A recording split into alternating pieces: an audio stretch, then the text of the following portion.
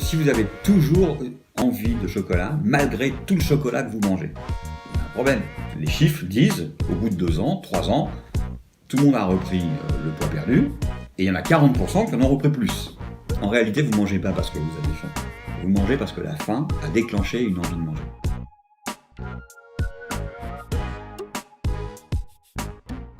On ne connaît pas vraiment très bien les raisons de l'obésité. Ça, c'est difficile. Mais je crois que maintenant, on peut dire qu'on a la quasi-certitude que les régimes vont aggraver le phénomène, ils vont l'amplifier. Donc, on ne peut pas forcément affirmer qu'ils en sont responsables, parce que vraiment, l'obésité, ça semble une maladie très complexe. Mais on a suffisamment d'études aujourd'hui, d'évaluations, pour dire que ça amplifie le phénomène, très clairement. Très clairement. Parce que tous les régimes amènent à la même chose, c'est-à-dire reprendre du poids. 95% des personnes. Il y a beaucoup d'études qui ont été faites, et ce chiffre de 95% revient dans toutes les études. C'est énorme. Donc pour vous, qu'est-ce qu'il faut faire? Vous avez créé une méthode, en fait, qui est ce qu'on appelle l'anti-régime. Alors, je ne sais pas comment on l'appelle, mais c'est pas un régime. Alors, pour comprendre, il faut définir ce que c'est qu'un régime, d'abord. En fait, un régime, c'est une manière de contrôler mentalement sa façon de manger. De s'imposer un certain nombre de règles. On le dit de façon différente. Il y en a qui vous disent qu'il faut un régime avec des règles extrêmement cadrées. Et il y en a qui vont vous dire simplement qu'ils font attention, qu'ils surveillent. La manière un peu plus soft de le dire. Bon. Mais tout ça, ça passe par du contrôle mental. Anatomiquement, par ce qu'on appelle le système exécutif qui se situe dans le lobe frontal, qui est la partie du cerveau qui nous permet de travailler. Cette discussion, si on peut l'avoir, c'est grâce à cette partie du cerveau. Quand j'étudie mes dossiers, c'est cette partie du cerveau qui travaille. Donc elle a des capacités limitées. Vous remarquez que vous ne pouvez pas traiter 12 dossiers en même temps. Oui. Voilà. Et le comportement alimentaire, d'une certaine manière, pour le cerveau, c'est un dossier. Contrôler son comportement alimentaire, c'est un dossier. Bon, donc, il ne va pas pouvoir le faire de manière continue, parce que c'est un système qui mobilise de l'énergie, qui a besoin de se recharger, donc, de se reposer, et on ne peut pas avoir un contrôle dans la continuité. On a toujours des ruptures dans ce contrôle, obligatoirement. Comme quand vous travaillez, vous êtes obligé de reposer votre cerveau. Bon. Mais quand vous reposez votre cerveau, quand vous cessez de contrôler le comportement alimentaire, ça se traduit par des pertes de contrôle. Et il arrive un moment où ces pertes de contrôle deviennent plus importantes que les périodes de contrôle. Donc le poids, lui, il augmente. Bon. Donc, jusqu'ici, on s'y est toujours pris de cette façon-là. C'est-à-dire qu'on a bien compris que pour perdre du poids, il fallait moins manger. Et pour moins manger, on le faisait de manière un peu volontaire et arbitraire. On décide que, à partir de maintenant, on mangera que des légumes. C'est pour ça qu'il existe 350 régimes. On peut le faire de toutes les manières qu'on veut. On peut dire je mange comme avant, un tiers de moins. On peut dire comme avant, mais j'enlève les sucres. Comme avant, mais j'enlève le gras. Vous pouvez enlever tous les brocolis. Vous pouvez enlever le camembert. Vous pouvez enlever n'importe quoi. De toute façon, si vous enlevez les calories, vous tendez vers ce résultat-là. Bon. Mais ça se fait de façon volontaire et arbitraire. Voilà. Et donc, comme ça passe par ce système qui a des capacités limitées, au bout d'un moment, les gens lâchent l'affaire. Et les chiffres disent, au bout de 2 ans, 3 ans, tout le monde a repris le poids perdu, et il y en a 40% qui en ont repris plus. Bon. Donc la question, c'était de comprendre comment on pourrait manger moins, mais sans passer par ce contrôle volontaire, par ce système exécutif. Et la neurophysio a fait des progrès immenses ces dernières années. Véritablement, on comprend des tas de choses qu'on ne soupçonnait pas. Et ce qu'on comprend et ce qu'on sait maintenant, c'est que le comportement alimentaire, en fait, est soumis à différents contrôles. Alors, il y a ce contrôle mental, mais qui ne fait pas grand-chose au bout du compte. Et puis, il y a des contrôles automatiques et inconscients. Donc, il y a un contrôle il y a des systèmes qui vont contrôler, par exemple, la faim et la satiété. Et il y a un autre système qui, lui, contrôle les envies de manger. C'est-à-dire que quand vous mangez, en réalité, vous ne mangez pas parce que vous avez faim. Vous mangez parce que la faim a déclenché une envie de manger. Et c'est ce système-là qui est le plus important. C'est celui-là qui se dérègle. Quand les gens ont des troubles alimentaires et qui nous disent j'ai tout le temps faim, en réalité, c'est faux. Ils n'ont pas tout le temps faim. Ils ont tout le temps envie de manger. Et c'est pas la faim qui se dérègle, c'est le système des envies. Et ce qui est absolument extraordinaire, c'est que aujourd'hui, moi je me suis rendu compte qu'on pouvait faire un travail qui permettait d'avoir moins envie de manger, de faire diminuer les envies de manger. Si bien que si j'ai moins envie, d'une certaine manière, je vais manger moins parce que j'ai pas envie de manger plus, quoi. Sans se dire je me restreins. Mais ça passe plus par du contrôle mental. Donc c'est quoi, c'est un travail psychologique ? Oui, c'est quand même plutôt, s'il fallait le ranger quelque part, on va plutôt le ranger dans le secteur psychologique, oui. Oui. Mais c'est un travail psychologique sur le comportement alimentaire. Oui. C'est pas un travail psychologique sur les tenants et les aboutissants de votre vie entière. Hein. Oui, c'est un travail comportemental. C'est un travail qui est comportemental, qui porte sur le comportement alimentaire. Est-ce que sur la manière de manger. Un exemple un peu précis, par exemple, si moi je viens et que je vous dis j'ai toujours envie de manger du chocolat. Eh bien, en fait, c'est probablement votre manière de manger le chocolat qui ne réussit pas à faire disparaître votre envie de chocolat. C'est-à-dire que si vous avez toujours envie de chocolat, malgré tout le chocolat que vous mangez, il y a un problème. Je mange plein de chocolat, ça ne calme pas mon envie. Mm-hmm. Eh bien, c'est probablement votre manière de manger le chocolat qui vous empêche de vous débarrasser de cette envie de chocolat. Pour qu'une envie s'en aille, alors c'est en rapport, maintenant c'est formidable parce qu'on comprend beaucoup de choses. C'est en rapport avec le système dopaminergique de la motivation et de la récompense. Pour que cette envie de chocolat disparaisse durablement, alors évidemment elle reviendra à un moment quand même, hein. Il faut que, au moins pour la journée. Au moins pour la journée, ou pour plusieurs heures, ou pour plusieurs jours quelquefois. C'est-à-dire que quand on a fait ce travail, il y a des gens qui sont incapables. On reçoit des gens qui sont incapables d'avoir du chocolat chez eux parce qu'ils le dévorent dans la seconde. Et puis quand on a fini ce travail, on a des gens qui jettent le chocolat parce qu'il s'est périmé. Ils ont oublié qu'il y avait du chocolat chez eux. C'est quand même, ça fait une grosse différence.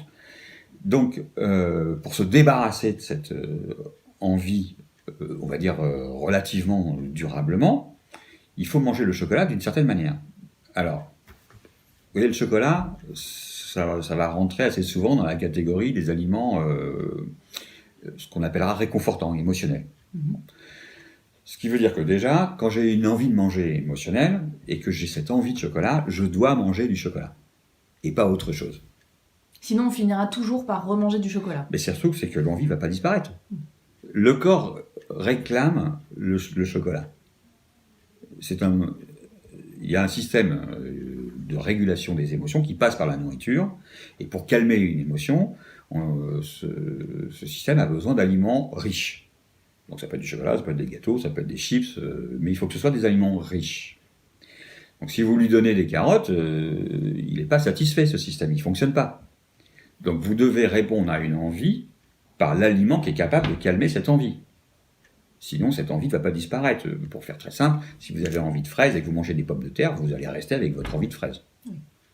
Là, c'est la même chose. Si vous avez envie de chocolat et que vous mangez des yaourts, vous restez avec votre envie de chocolat. Et vous allez donc devoir lutter plus fort. Donc la première chose, c'est ça. C'est de manger l'aliment dont vous avez envie. Bon, et qu'est-ce qui fait que le désir va disparaître ? C'est le plaisir que vous allez ressentir. En fait, le plaisir est responsable de l'extinction du désir. Et ce dont on s'aperçoit, c'est que quand les gens ont envie de chocolat, ils ne ressentent pas ce plaisir. Ils le mangent avec frustration. Soit parce que, d'abord, ils ne se sont pas autorisés à manger le chocolat, soit parfois parce que c'est pas du bon chocolat, donc oui, s'il est pas bon, ça fait moins plaisir. Mais surtout, c'est que quand on est dans la restriction, il y a des tas de mécanismes qui ne permettent pas de manger le chocolat de manière attentive, c'est-à-dire d'être concentré sur le plaisir que ça procure. L'attention va partir sur autre chose, et souvent sur ce fameux contrôle. C'est-à-dire qu'au lieu de se demander est-ce que c'est délicieux, est-ce que c'est bon, est-ce que je sens quelque chose, les gens, finalement, l'attention, c'est fais gaffe à pas en manger trop. Et ce plaisir doit être intégral. Il ne doit pas être, d'une certaine manière, pollué par la peur de grossir, par la peur de manquer, par la peur d'avoir faim, par la peur de perdre le contrôle, etc. Voilà, il doit être tout à fait concentré sur ce qu'on fait. Et là, l'envie s'en va. Elle disparaît. Et là, quand on a une envie émotionnelle, au lieu de manger la tablette, on arrive à se débarrasser d'une envie avec 2 carrés, 3 carrés de chocolat. On s'aperçoit au repas suivant qu'on a moins faim, la régulation a fait son travail et tout rentre dans l'ordre.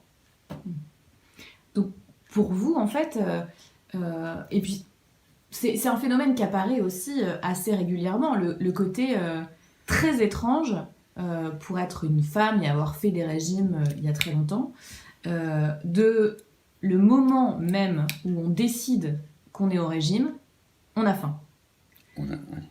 Comme si le déclenchement mental faisait que aïe, je suis en restriction, donc il faut que je mange au cas où, quoi. Alors, ça, en fait, vous réveillez quelque chose, là.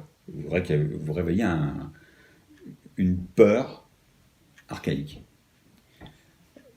Au moment où vous allez décider de vous mettre en régime, vous dites on a faim. En réalité, non. On a envie de manger. Oui. Et on a réveillé une peur archaïque qui est la peur de manquer. Mais alors que 5 secondes avant, il se passait rien, et c'est juste la décision mentale qui fait que ça génère ça. Si vous décidez de faire un régime, en fait, mentalement, vous êtes en train d'anticiper du manque. Je vais faire un régime, donc je vais moins manger de ci, je vais moins manger de ça. Et vous allez réveiller cette peur archaïque de la peur du manque, que tout le monde a.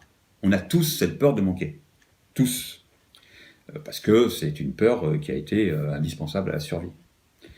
Mais aujourd'hui, au XXIe siècle, cette peur de manquer de nourriture, elle devrait être en sommeil. Elle n'a pas lieu d'être, mais elle est quelque part en nous, mais elle est en sommeil. Et les régimes vont réactiver cette peur du manque. Et est-ce que ça réactive également le phénomène de stockage ? C'est ce qui se passe. Rationnellement, quelqu'un qui a peur de manquer, s'il a raison d'avoir peur de manquer, rationnellement, il est censé prendre des précautions et faire des stocks. Et c'est exactement ce qui va se passer là. Les gens vont manger pour anticiper le manque. C'est-à-dire quand ils vont manger leur dernier carré de chocolat. Enfin, c'est plus leur dernier carré d'ailleurs, ça va être leur dernière tablette. Ils mangent à chaque fois leur dernière pizza. C'est-à-dire qu'à chaque fois qu'ils mangent des aliments sur lesquels ils cherchent à mettre des limites et du contrôle, ils vont en manger comme si c'était la dernière fois. Alors, quel serait votre conseil ? Parce que c'est difficile, c'est-à-dire qu'on est dans on nous dit il faut pas manger de ça, il faut pas manger de ça, il faut pas manger de ça. Attention, prends du plaisir, parce que si jamais en plus tu culpabilises, tu vas encore plus grossir. Il faut quoi ? Il faut réussir à se détacher, en fait. Oui, mais vous voyez bien que ce sont des injonctions paradoxales. Vous ne pouvez pas dire à la fois attention, ça fait grossir et prends plaisir à le manger. C'est pas mangeable un aliment de cette sorte. Oui, mais on le dit souvent. Bien sûr, on le dit toujours. Bon, fais-toi plaisir. Mais c'est faux. Il n'y a pas de fondement. Mais c'est faux. C'est absolument faux. Il y a 2 choses d'abord. La première sur le plaisir, c'est que dans les régimes, très souvent, on dit aux gens n'oubliez pas de vous faire plaisir. Essayez de vous faire plaisir de temps en temps. Ce qui est une aberration. Le plaisir est absolument indispensable à l'acte de se nourrir. Tous les jours, tout le temps, à tous les repas. Oui, mais c'est tous les jours, à tous les repas, de la première à la dernière bouchée. Parce que c'est lui qui est régulateur. C'est-à-dire que tant qu'il y a du plaisir, on mange. Quand il n'y en a pas, quand il n'y en a plus, c'est à ce moment-là qu'on s'arrête. Donc s'il n'y a pas cette disparition du plaisir, on ne sait pas manger. On ne sait plus à quel moment on doit s'arrêter. Donc le plaisir, c'est le processus régulateur. C'est lui qui dit quelle quantité. Bon, donc il ne s'agit pas de se faire plaisir une fois de temps en temps, mais il s'agit d'avoir du plaisir à tous les repas, à chaque bouchée. Et quand il n'y en a plus, c'est là justement que le repas s'arrête. C'est le processus naturel, physiologique du rassasiement, qui met un terme à un repas. Bon. Ensuite, tous ces discours sur les aliments qui font grossir, d'autres qui ne feraient pas grossir. Bon, aujourd'hui, les choses sont relativement claires. Tous les aliments font grossir. Un aliment qui ne fait pas grossir, ça n'existe pas. Ils font tous grossir de la même manière. Une calorie de chocolat fait autant grossir qu'une calorie de pomme ou qu'une calorie de salade. Donc là-dessus, en principe, le débat devrait être réglé, ce qui n'est vraiment pas le cas. C'est-à-dire qu'on a vraiment un métro de retard, pour ne pas dire 10 métros de retard. On en est encore à faire des préconisations et à dire il y a des aliments qu'il faut manger, il faut manger plein de fruits et de légumes, il faut éviter des gras et des sucrés. Ce qui crée une dichotomie, ce qui crée une discrimination et ce qui va créer des tas de dérèglements, des tas de peurs. Quand on ne pourra plus manger ces aliments avec la sécurité dont on a besoin pour que le rassasiement opère. Et c'est fondé sur des arguments qui sont parfaitement faux. Je peux vous citer quantité d'expériences qui démontrent exactement le contraire. Et aujourd'hui, dans un congrès de nutrition, il n'y a absolument plus d'intervenants, j'en ai pas entendu depuis des années, qui prétendraient que les lipides ou que les glucides font plus grossir qu'autre chose. Aujourd'hui, une calorie, c'est une calorie. Il y a quand même des aliments plus santé, qui sont...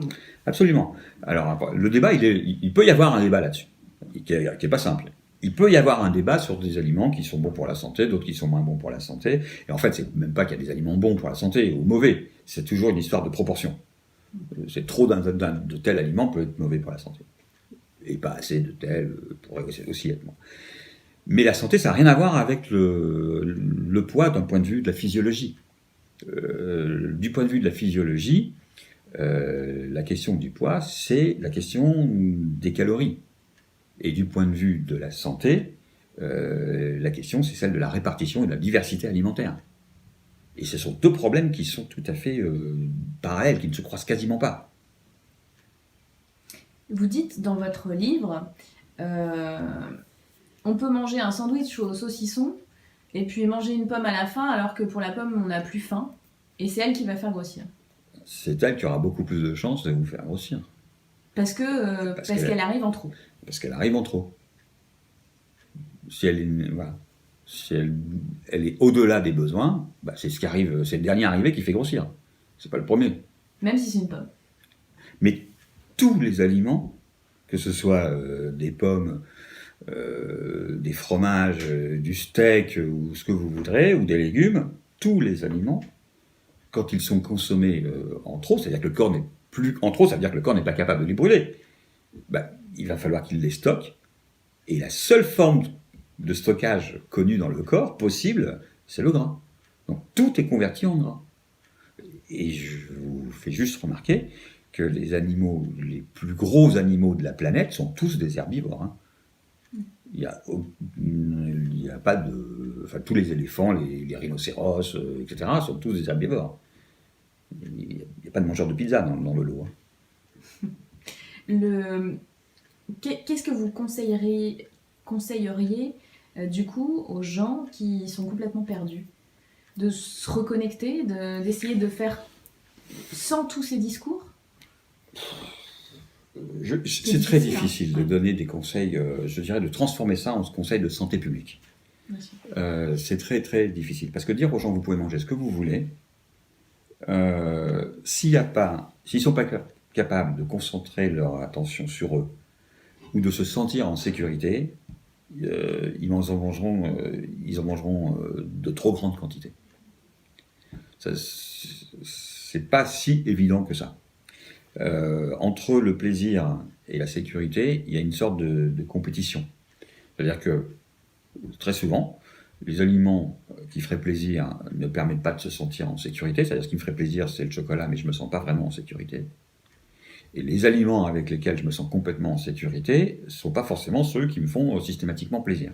Donc il y a une sorte de rivalité. Et malgré tout, quand on priorise dans le travail que moi je fais avec les patients, la priorité c'est d'abord d'amener la sécurité. Le plaisir va venir de lui-même par la suite. C'est-à-dire que les gens vont réintroduire progressivement des aliments avec lesquels ils ont beaucoup de plaisir, mais avec lesquels ils n'étaient pas tout à fait en sécurité. Mais je le fais dans un accompagnement. Transformer ça en message de santé publique, c'est beaucoup plus compliqué. Mais parce qu'on a un problème dans notre société de justement de diabolisation, de surconseil, de maigrissez pour l'été, Alors d'abord, je pense qu'il serait très utile de bien séparer la question du poids et la question de la santé. Voilà, d'arrêter de faire un amalgame, de tout confondre. Il y a des gens qui en sont à penser que l'huile d'olive, ça fait maigrir. Voilà. Bon, alors qu'en réalité, parce qu'il y a une confusion entre le message santé sur l'huile d'olive et les messages poids. Et en fait, les gens finissent à penser que ce qui est bon pour la santé ne peut pas les faire grossir. Si j'achète bio... oui, par exemple, des choses comme ça. Voilà. Donc non, c'est de la confusion. Voilà. Donc déjà, il faudrait qu'on sépare tout ça. Dans l'esprit de chacun, il y a les problématiques de santé et qui sont liées au choix des aliments. Donc manger des aliments sains, des aliments naturels, etc. Et puis diversifier son alimentation. Et puis il y a la problématique du poids qui est liée à la quantité de nourriture. Voilà. Et il faut bien séparer. Alors je pense que si déjà on arrive à faire ça, on va moins stresser les gens. Essayer d'envoyer des messages sur comment renforcer l'attention sur soi quand on mange. Et donc, des messages qui seraient déjà très simples, c'est au moins de dire de ne pas manger dans des écrans. Au moins de recommander aux entreprises de prévoir des pauses et de ne pas laisser les gens manger à leur poste de travail devant leurs ordinateurs. Des messages même aux universités, parce qu'aujourd'hui, ils ont supprimé dans certaines universités, on a supprimé les temps de repas. Donc les étudiants mangent avec leur cahier sur les genoux en écoutant le cours. Donc des choses comme ça, simples. Et puis la sécurité, c'est refaire venir cette sécurité, c'est pas la partie la plus simple. Aujourd'hui, dans les enquêtes sociologiques qu'on peut mener dans le monde entier, on s'aperçoit qu'il y a quelque chose qui n'arrête pas de monter, c'est l'anxiété alimentaire. Ça n'arrête pas de monter.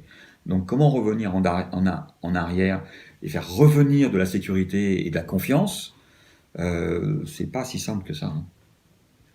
Et donc, ça voudrait dire qu'on va vivre avec de l'anxiété alimentaire dans le futur. C'est la tendance. Oui. C'est la tendance. Je ne sais pas comment elle va s'inverser.